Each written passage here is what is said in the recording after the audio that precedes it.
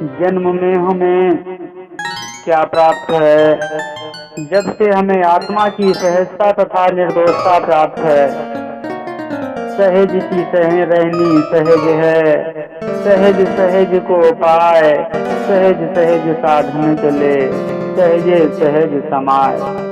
विभ्रम की स्थिति जब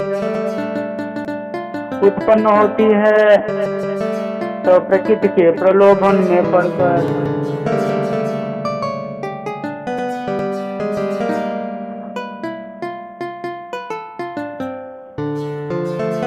हम सहज से असहज प्रकृति को अंगीकार कर लेते हैं। सहज की प्राप्ति सहज मार्ग से प्रस्थान करने पर ही संभव है। शरीर के भ्रमजाल में फंसने से नहीं। हठ योग, मंत्र योग, कुंभक, प्राणायाम, बंद मुद्रा आदि अंगों की बाजीगरी है, साधना के सोपान नहीं। आत्मा सहज रूप से शास्त्रानुसार मार्ग से शरीर में आई है। वह मुक्त तभी होगी जब पुनः इसी मार्ग से इसका बहिर्गमन हो। यही सहज अभ्यास है। आत्मचेतना श्रुति जब अर्नित परम पुरुष नित्य चेतन शुद्ध बुद्ध मुक्त स्वरूप सच्चिदानंद परम सत्ता में नियोजित रहती है, तब उसका एक साथ संबंध स्वभाव था परमात्मा से स्थापित हो जाता है।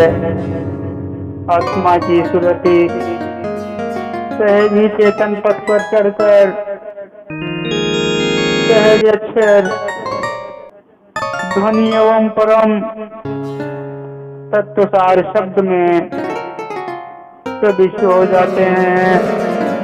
क्या स्थिति सहज अभ्यास द्वारा सहज ही प्राप्त हो जाती है। सारांश यह है कि सहज की प्राप्ति असहज अवस्था में संभव नहीं है। चरित्र को निरक्षीर तथा धरागमन एवं मेघ बादल की तरह निर्मल कर देने से सहज अवस्था की प्राप्ति होती है, और ध्यान को एक तार देह में आरोपित कर देने से विधेय उद्देश्य की प्राप्ति होती है। इसको छोड़कर आत्ममुक्ति के लिए जो भी प्रयास किया जाता है वह नखेल मात्र है। माया से शरीर के मुक्त हुए बिना शरीर की मुक्ति असंभव है। दोनों दो पृथक तत्व हैं। शरीर नाशवान तथा आत्मा अमर है। दोनों को एक मारने वाले का अंगीभूत करने का भ्रम ही आत्मा की परम अवस्था या पराधीनता का कारण है। माया अमृता से निर्मित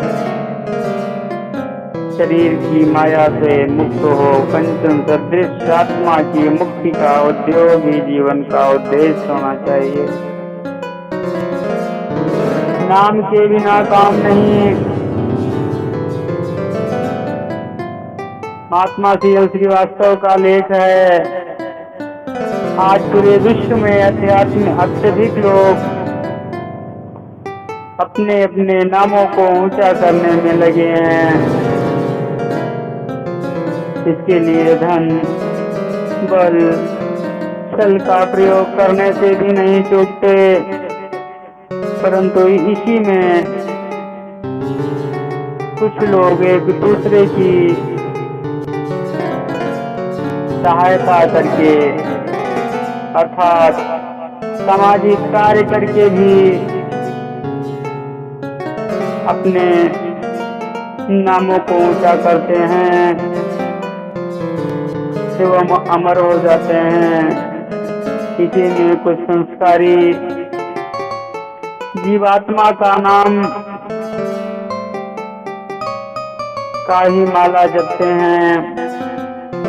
तथा पहले भी संत महात्मा जपते थे तो हम जपते रहेंगे, क्योंकि नाम शब्द का अर्थ संत या सदगुरु ही को ज्ञात है। पूरे भूमंडल में नाम सर्वव्याप्त है, तो जानने के लिए ही एक मानव शरीर का प्रादुर्भाव हुआ है। इस शरीर के बिना नाम को ना देखा जा सकता है, ना सुना जा सकता है और ना अनुभव ही किया जा सकता है। अतः मनुष्य का जन्म लेना ही सबसे बड़े गौरव की बात है। हमारे साहब कबीरदास जी नाम के विषय में लिखते हैं, घट बिन कहाँ न देखिए नाम रहा भरपूर, जिन जाना तिन पास हैं दूर कहाँ उन दूर। बाहर भीतर नाम है नैनन का अभिराम, जिस देखो तित नाम है नाम बिना नहीं काम। इसका भाव है कि नाम सर्वव्यापक है और सर्व लोकों में, सर्व स्थानों में एवं सर्व पदार्थों में प्रकाशमान है। सर्वभूतों में घट अर्थात इस देह के बिना कहीं देखिएगा वह देखने में नहीं आएगा, अपने शरीर में ही दिख पाएगा। तब उस अवस्था में सर्वत्र सर्वव्यापक रूप से देखने में आएगा और तुम देख भी सकोगे, अन्यथा नहीं। जिनको गुरु द्वारा ज्ञान प्राप्त है वही जानता है और देखता भी है, क्योंकि प्रभु उसके पास ही हैं। जो दूर कहते हैं उनको नाम दूर है, क्योंकि गुरु की कृपा उनके साथ नहीं है। समस्त ब्रह्मांड के भी बाहर भीतर नाम पर पूर्ण व्यापक है। वह नाम ज्ञान चक्षु का प्रकाश है, ज्ञान चक्षु के समीप है, नयनों से विशेष आनंद देने वाला है, नयन के सामने नाम है। मैं जिधर देखता हूँ उधर नाम ही नाम है, एवं दसों दिशाओं में सर्व और नाम है। विश्व के समस्त कार्य नाम के प्रकाश में ही होते हैं और सर्व कामनाएं नाम से ही पूर्ण होती हैं। नाम के बिना कोई काम पूर्ण हो ही नहीं सकता। अतः सद्गुरु शरण में रहकर नाम का भजन करना चाहिए, क्योंकि साहब लिखते हैं, नाम भजन अनुराग से सब दुख डाले धोर, विश्वास से तो हरि मिले लोहा कंचन हो। इसका भाव यह है कि नाम रूपी सार शब्द की भजन अनुराग पूर्वक करने से सब दुख दूर हो जाते हैं। जैसे कि पारस के स्पर्श से लोहा कंचन हो जाता है, विश्वास तत्व से ही हरि मिलते हैं। जिसका गुरु पर विश्वास नहीं होगा उससे कुछ नहीं होगा। नाम को बार बार खोजने की आवश्यकता नहीं है। कस्तूरी कुंडल बसे मृग ढूंढे बनमाए, ऐसे घट घट नाम है दुनिया देखे नाई।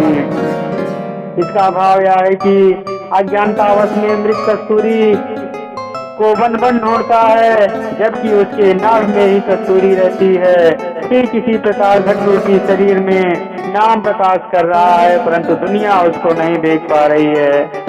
लेकिन जिस जीवात्मा को सद्गुरु प्राप्त है वह उसके भेद रहस्य को समझ लेता है तथा देखते ही रहता है। इस नाम अर्थात शब्द, चार शब्द परम पुरुष के बारे में हमारे हिमालय योगी सद्गुरु भगवान अपने चिंतामणि सर्वेद में ही सहज भाव से अपने शिष्यों के लिए लिखे हैं। अपरा विद्या सर्वजो जग प्रकृति के काम, विद्या परा से प्रभु मिले साधन तारक नाम, साधन तारक नाम।